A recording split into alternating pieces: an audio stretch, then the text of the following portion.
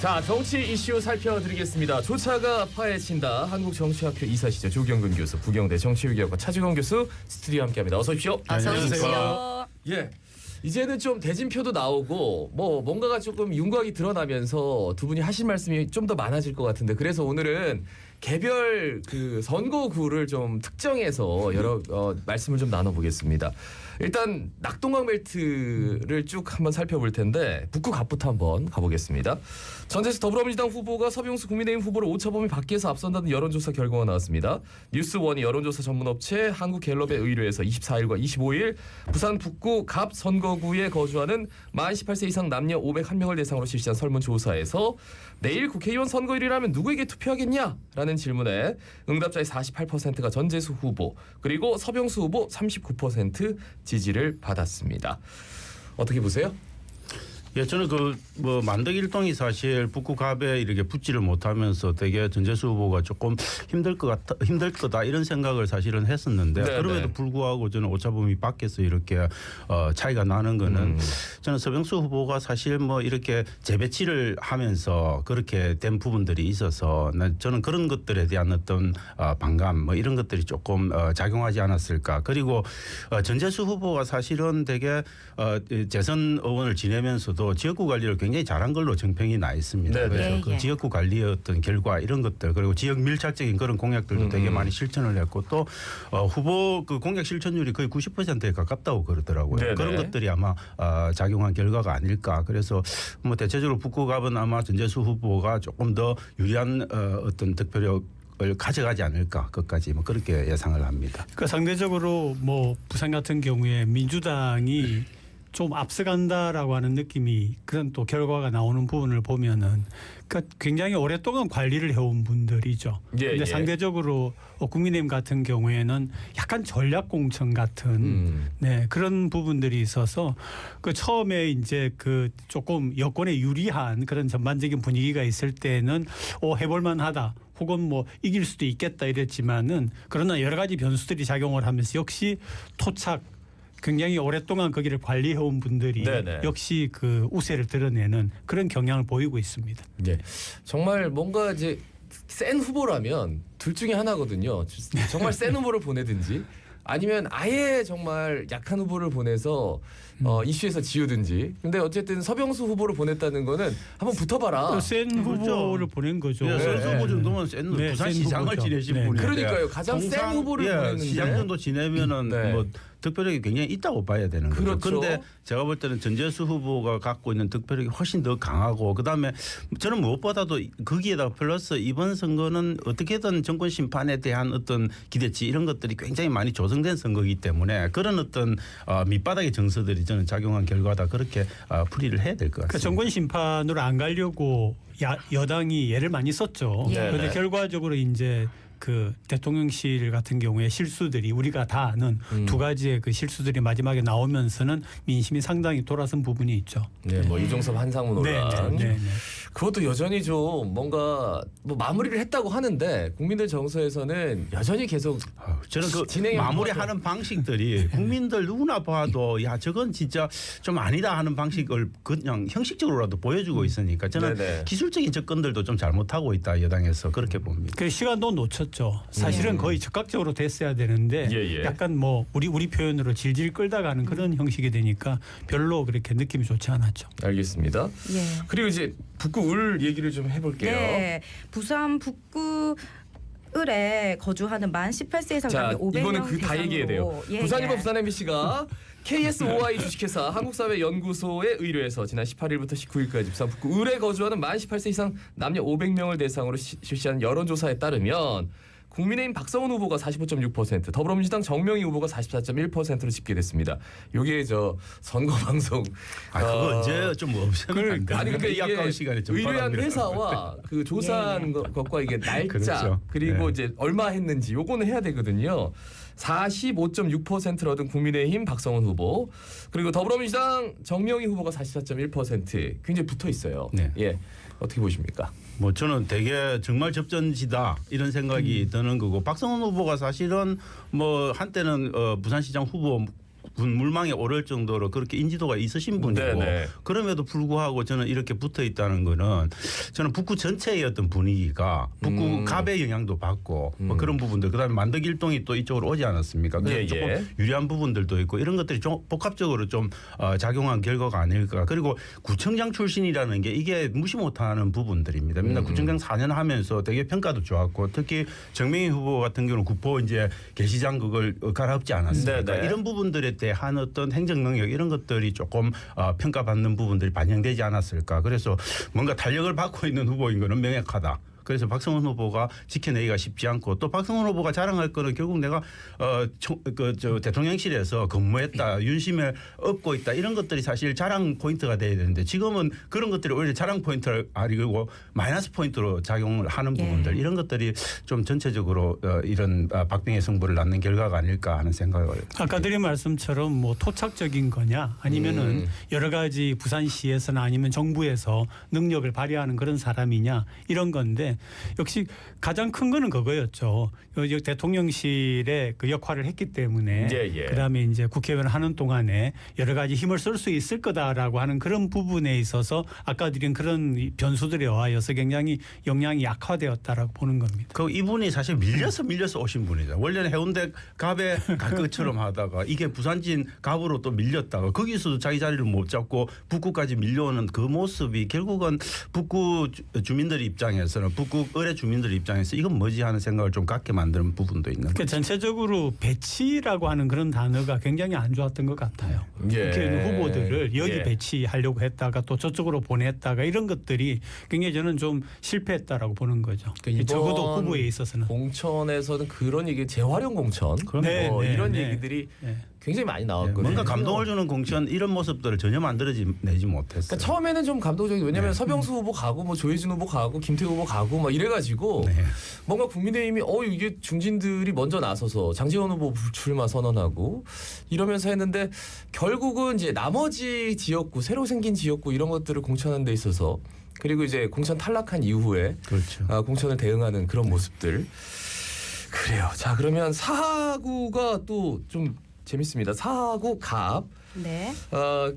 읽어주시죠. 네, KBS 부산 국제신문이 주 한국 리서치에 의뢰해서 지난 21일부터 24일까지 부산 사하구 갑 선거구에 거주하는 만 18세 이상 남녀 500명을 대상으로 실시한 여론조사 보면요.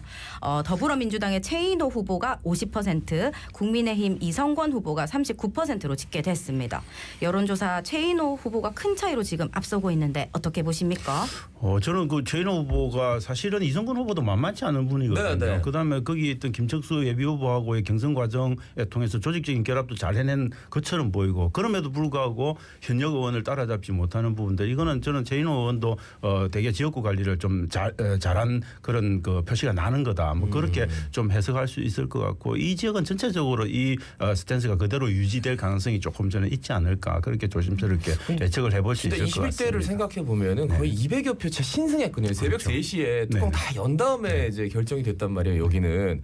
그런데 갑자기 뭐 11% 차이가 난다. 이거는 근데 사실 이성건 후보도 부산진 을에서 그좋은 데다가 다시 또 밀려온 경우지 않습니까? 그렇게 되면 아무리 근데 사과는 좀 예. 일찍 나서긴 했거든요. 뭐 단수 그렇긴 추천으로. 하지만 네. 그럼에도 불구하고 저는 완전히 그 주민들 입장에서 보면 이건 뭐지 하는 생각을 할 수밖에 없게 만드는 부분들이 있어서 이것도 결국은 저는 공천의 어떤 그런 어떤 마이너스 효과도 조금 있었다. 뭐 그렇게 보고 그러니까 싶습니다. 토착이냐 배치냐 아까 제가 드린 말씀처럼 전체적으로 부산은 좀 그런 분위기가 예. 유권자들의 마음속에 표심이 움직이게끔 했다고 작용을 했다고 봅니다. 그러니까 선거 이제 공식 선거동 28일부터니까 일주일 전에 나오는 여러 가지 지표들이 이렇게 민주당이 뭐 접전을 한다던가 경합 우세라든가 압도적으로 이긴다던가 이런 경우가 처음인 것 같아가지고 실제로 이게 투표에 반영될지 아니면은 그 민주당 지지자들의 과표집인지 이런 과표집 것들. 부분도 이제 뭐 일부 뭐 근데 평론가들은 지적하는 부분들도 있지만 저는 네. 과표집 또 있죠. 왜냐하면 그런 어떤 분위기를 타게 되면 아무래도 진보 쪽에 과표집들이 일어나는 거고 특히 여론조사국 같은 경우에 과표집이 있다 이런 지적들도 조금 있긴 하지만 네네. 저는 이건 전체적으로 전국적으로 부는 어떤 정권 심판론에 대한 바람의 어떤 작용일 가능성이 굉장히 높다.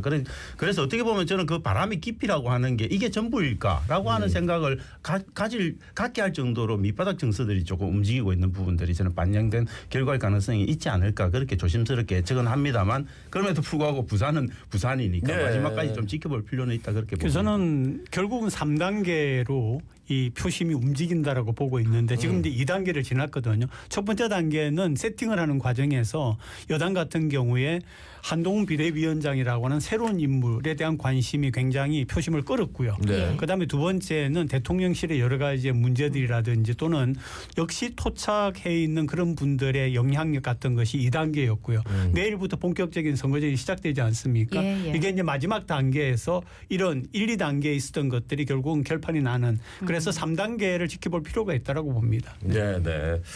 그래요. 남구가 가장 좀 이전부터 굉장히 주목이 됐었어요. 왜냐하면 갑과 을이 국민의힘과 더불어민주당 후보가 이제 합구가 되면서 기호 1번과 2번으로 이제 붙거든요. 남구가. 예.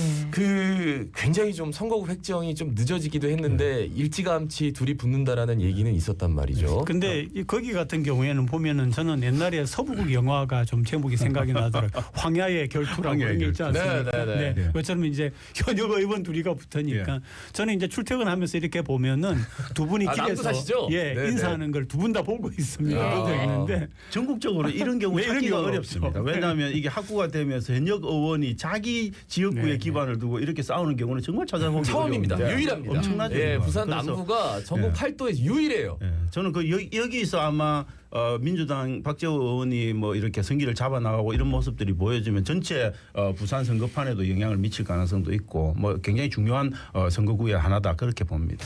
일단 제가 좀 읽어드릴게요. 이번에도 여론조사가 계속 나와가지고 예. 네. 그 지역의 지상파들 여론조사가 나와서 KBS 부산국제신문이 한국리서치에 의뢰해서 남구의 만 18세 이상 유권자 남녀 500명을 대상으로 지난 21일부터 24일간 진행한 여론조사에 따르면 박재호 후보가 44%, 박수영 후보는 42%. 그러니까 붙어 있어요. 그렇죠. 네, 아직은 여기는 오차범위 뭐 내죠. 어디가 어떻게 될지 아무도 모른다. 이건 막판 정서 이런 것들이 어떻게 갈까 그다음에 막판에 또 어떤 바람이 불지 뭐 이런 것들에 이 굉장히 큰 영향을 미칠 가능성이 있기 때문에 되게 살얼음판을 걷는 그런 선거 분위기가 지속될 가능성이 예, 굉장히 예. 높다 그렇게 봅니다. 예. 근데 그 얘기들이 오가는 걸 들어보면은 처음에는 이제 한 분이 조금 수세에 몰린다라고 하는 그런 얘기들이 좀 있었습니다. 남구 같은 경우에. 그랬다가 지금은 오히려 분위기가 약간 역전된다라고 하는 그런 말들이 좀 많고요. 예. 그래서 결론은 결국은 이 남구의 결투의 결론은 이 3단계에서 저는 이루어진다라고 보고 있거든요. 그래서 아마 다음번 방송 정도에서는 거의 느낌이 있지 않을까 싶습니다. 네. 그 느낌 공표하시면 안 됩니다. 네, 다음번에는 그렇습니다. 아직까지 그렇습니다. 선거운동 기간이어가지고 맞습니다. 근데 뭐 사실 박수영 후보가 자랑할 거는 나 윤 대통령하고 가까워서 그거 한때 많이 자랑하고 다니셨으니까. 근데 지금 그걸 또 자랑할 수 있는 포인트도 아니고 하니까 박수영 후보가 좀 대치기 하면서 나갈 포인트들이 그렇게 많지는 않은 것 같다 그렇게 보입니다. 예.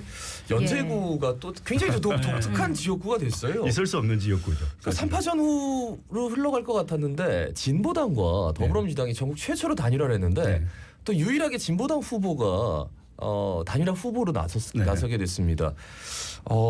굉장히 지난번에 우리 차재원 교수님이 저는 사과까지 했어요. 했죠. 예. 이거는 뭐 어차피 다 보이는 패다 네. 이렇게 했는데 완전히 다른 저는 모습이었거든요. 되게 충격적이었다 그렇게 봅니다. 충격적이었다고 보는데 저는 그 지금 여기서 이제 진보당 노정현 후보가 되게 높게 나오고 압도적으로 좀 높게 나오는 부분들이 있는데 이런 현상들이 생기는 거는 저는 이벤트 효과도 있겠지만 기본적으로 그 지역에서 저는 민주당의 어떤 그 지역 조직도 굉장히 허물어져 있는 상태고 특히 국민의힘 지역 조직도 굉장히 허물어져 있는 상태다. 왜냐하면 거기서 지금 정당 지지도보다 훨씬 낮게 후보 득표력이 나오거든요. 그 말은 뭐냐면 김희정 김희정 후보가 이끄는 지역 조직하고 기존에 있던 구청장 조직이나 이런 것들이 제대로 결합을 하고 있지 못한 결과다. 이게 이제 선거 막판까지 결합을 하느냐 마느냐 이런 것들이 굉장히 중요한 포인트가 될 가능성이 있고 거기에다 또 진보당의 노정현 후보 같은 경우에는 진보당의 어떤 조직적인 어떤 그 조직력이 대단한 겁니다. 사실 전체적으로 부산 전체의 진보당세가 약하긴 하지만 이게 네네. 한 지역구에 집중돼서 나타나면 저는 어떻게 될지 모른다. 정말 결과는 그렇게 봅니다. 그러니까 이게 그 정당이 여당이든 야당이든 또는 뭐 어느 당이든 간에 네. 이게 특히 이제 여당 같은 경우에 거기에 국회의원들이 이게 교체가 되지 않습니까? 그렇죠. 그러면은 이게 합류가 되어 가지고 그걸 다 뭉쳐줘야 되는데 캠프가 이제 경선 네, 이후에 예, 경선 이후에 예. 그런 점에서 여당은 좀 문제가 있는 것 같고요. 네, 저는 야당 같은 경우에는 조직적 결합도 하더라고.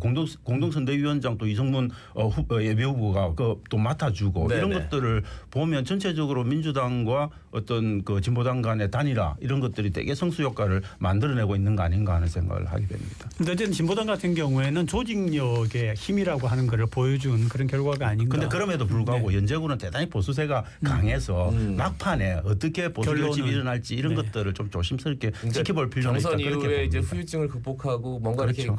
이렇게 케미가 화학적 결합이 네. 제대로 이루어졌느냐 했는데 아직까지 그게 제대로 이루어지지 않은 지표가 그렇죠. 지금 이게 반영이 된 거다. 그리고 이제 여당 그런 것들을 입장에서는. 없애기 위해서는 저는 여당의 김희정 후보가 굉장히 많은 노력들을 해야 되고 좀 더 겸손하게 좀 선거운동에 접근할 필요가 있을 것 같다 그런 생각을 합니다. 그러니까 본격적인 선거전에 들어가는 내일부터는 모든 걸 내놓고 얘기를 할 수가 있으니까 네네. 거리에서도 어디에서든 간에 그러니까 분위기가 좀 어떻게 될지는 지켜봐야 될 것 같습니다. 반면에 그 진보당 입장에서는 전국 유일의 국회의원 후보를 낸 곳이에요. 그러니까 당의 총력을 연제구에 다 집중해서 저는 전국적으로 아마 총력 모든 집중을 할 가능성이 당원들이 높다고 다 봅니다. 연제구에 나서서 아마 선거운동을 칠 거다. 그런 얘기가 또 있더라고요. 그렇죠. 그럼 네, 노정현 그게 좀 후보가 갖고 있는 어떤 젊고 패기있음 이런 것들이 아마 저는 지역 유권자들한테 굉장히 호소력 있게 다가갈 가능성도 있다. 그래서 이 지역이 쉽게 볼 지역은 아니다. 국민의힘 입장에서는 그렇게 봅니다. 네. 예. 자, 이어서 해운대구로 가볼까요? 부산의 대표적인 보스터 파티인 해운대구 갑에는 해운대 구청자 출신의 홍순원 후보 더불어민주당에 그리고 대통령 비서실 법률비서관을 지낸 국민의힘 주진우 후보가 맞붙습니다. 그래서 KBS 부산 국제신문이 한국리서치에 의뢰한 지난 21일에서 24일 부산 해운대갑 유권자 500명 대상으로 여론조사 보면요. 가상 대결에서 43% 얻은 홍순원 후보가 있고에 39%는 주진우 후보와 4%포인트 차이로 이렇게 접전 양상을 보이고 있습니다. 예. 그러니까 43%를 얻은 홍순원 후보, 39% 주진우 후보. 그러니까 해운대 갑은 지난번 돌이켜 보면 21대 하태경 지금 의원에게 전국 최다 득표를 몰아준 곳이에요. 강남입니다. 부산의 강남이라고 봐야 되는데 그런데 이렇게 붙었다. 근데 거기도 이제 홍순원 후보 같은 경우에는 구청장을 지내지 않았습니까? 네네. 그리고 구청장을 굉장히 잘했다라고는 평을 받고 있고 그런 가운데서 이제 조직을 많이 만들었고요. 근데 주진우 후보 같은 경우는 결국은 대통령과 정부의 힘이라고 하는 걸 가지고 왔는데 여기 저는 그래서 이 해운대 지금 이야기한 우리 이 지역구 같은 경우가 처음에 우리가 이야기했던 적어도 2단계에서 오고 있는 그런 어떤 구도적인 그런 대립을 가장 잘 보여주는 곳이다라고 생각합니다. 저는 홍순원 후보가 화이팅이 좋습니다. 화이팅이 좋고 굉장히 기민하고 빠르고 이런 부분들이. 근데 뭐 국민의힘이 지난 총선 때 와서 뭐 이런 납작 엎드리면서 절하지 않았습니까? 홍순원 후보가 이번에 부산에서 처음으로 큰절을 이제 유권자들한테 올리고 이런 퍼포먼스들이 되게 좀 감동을 자아내는 그런 부분들이 좀 있었다. 그것에 반해서 주진우 후보가 내세울 게 뭐냐? 이게 정말 되게 포인트인데 아무리 해운대갑이 보수세가 강한다 할지라도 저 사람 왜 뽑아줘야 돼라고 하는 명백한 이유가 있어야 되거든요. 근데 지금 내세울 후보라고 하는 건 나 윤 대통령이 여기 찍어 넣었어. 나 그것뿐이야. 근데 이렇게 사실 이야기할 수밖에 그렇게 없는 구조가 되어 말씀하시는 있는 게 이제 거죠. 한편으로는 어떤 느낌이 되냐면 단순공천은 했어요. 맞아요. 네. 그런데 생각보다 빠른 속도로 많은 수의 예비 후보자들이 승복을 하고 지금 현장에서 뛰고 있거든요. 뭐죠? 그런 조직적인 결합을 함에도 불구하고 지금 이런 결과들이 여론조사에 잡히고 있는 부분들이 있는데 문제는 그 자기 보수 결집은 당연히 일어나겠죠. 그럼에도 불구하고 저는 약한 국민의힘 지지층들이 그 사람들을 어떻게 받아들이냐. 그다음 중도 무당에 해당되는 그런 유권자층이 어떻게 받아들이느냐 이 부분은 좀 다른 거죠. 저는 윤 대통령 발의를 하거나 이렇게 해가지고는 저는 답은 없을 거라고. 남아 있는 그 선거 기간 동안에 구체적으로 뭘 할 거다라고 하는 것이 상당히 영향을 줄 거라고 봅니다. 네네. 홍순원 조준훈 후보 같은 경우에는 구청장을 지냈기 때문에 해운대 그 지역이 가지고 있는 구체적인 문제들을 굉장히 잘 알고 있을 거고요. 예. 거기에 대비해서 이제 조준훈 후보 같은 경우에도 내가 구체적으로 이 지역을 위해서 뭘 하겠다라고 하는 거를 굉장히 구체적으로 이야기를 하고 네네. 방법론까지도 이야기하는 것이 대결을 갖다가 제대로 성사시키는 부분이다라고 보죠. 네. 그러니까 알겠습니다. 뭔가 좀 안정감을 주는 대안이 있는 그런 후보가 되는 그렇죠. 주진우 후보에게 뭐 팁을 주셨어요. 그러면 홍순환 후보는 굉장히 지금 다 잘 이제 가고 있고. 저는 뭐 네. 굉장히 그 전직 구청장으로서 갖고 있는 모든 프리미엄들을 다 동원하고 있고 현안 파악을 조직적인 굉장히 결합도 잘하고 굉장히 있죠. 잘하고 네. 있는 편이다 그렇게 잘하고 보입니다. 있죠. 수영구 얘기를 잠깐 뭐 짧은 네. 시간 언급을 하겠습니다. 지금 장해찬 후보 무소속으로 나왔잖아요. 네네. 그리고 정현우 후보가 이제 국민의힘 그 장해찬 후보 공천 탈락한 이후에 대체 후보로 들어갔는데 이 현수막 얘기가 나옵니다. 네네. 그러니까 장해찬 후보는 윤석열 대통령이랑 찍은 사진을 현수막으로 올려놓고 정현우 후보는 한동훈 비대위원장과 찍은 사진을 현수막으로 올려놨어요. 저는 이건 윤한 갈등을 그냥 그대로 드러내는 거죠. 한 후보는 윤 대통령이, 한 후보는 한동훈 비대위원장이 찍어서 내린 거야. 어떻게 선택할 거야. 이걸 지금 보여주는 건데 저는 이게 윤한 갈등으로 비춰지는 측면도 있지만 한편에서는 좀 의심스러운 눈초리를 보낼 수 있는 부분들도 있다. 이런 갈등을 정복하다가 갑자기 단일화해버리면 어떻게 돼? 뭐 이런 고민들도 사실은 유동철 후보로서는 할 수밖에 없는 부분이어서 앞으로 한 일주일 정도 저는 지켜봐야 된다고 봅니다. 이 사건은 어떻게 진화할지 저는 알 수 없다. 그렇게 극적인 생각합니다. 효과를 발휘할 수도 있는 거죠. 예, 오늘 말씀은 여기까지 드려야겠습니다. 진짜 확실히 두 분 하실 말씀이 너무 많네요. 저 선거가 진짜 오긴 왔나 봅니다. 한국정치학회 이사 조경근 교수, 부경대 정치외교학과 차재건 교수 두 분 감사합니다. 감사합니다. 자갈치 아침에 18,377회 김진수였습니다. 아나운서 김동현이었습니다. 오늘도 힘찬 하루 보내십시오. 고맙습니다.